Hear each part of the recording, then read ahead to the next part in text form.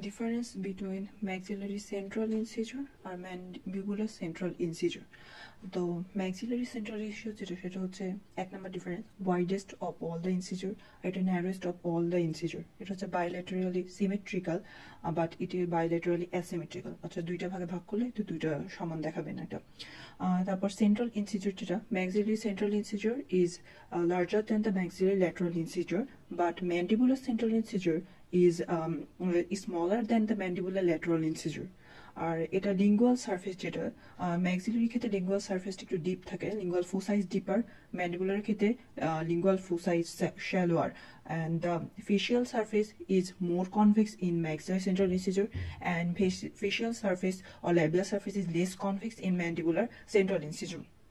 Crown ম্যাক্সিলারির ক্ষেত্রে wider থাকে হচ্ছে মেজিও ডিস্টালি, বাট ম্যান্ডিবুলারের ক্ষেত্রে এটা ওয়াইডার থাকে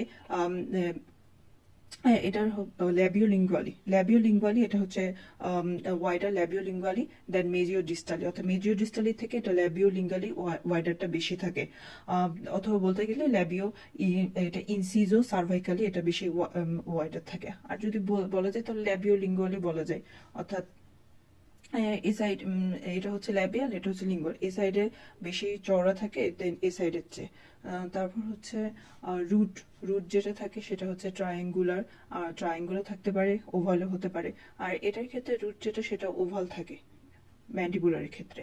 and mandibular maxillary central incisor they erupt after then the lower incisor থেকে, কিন্তু mandibular central incisor তে আগে eruption ঘটে।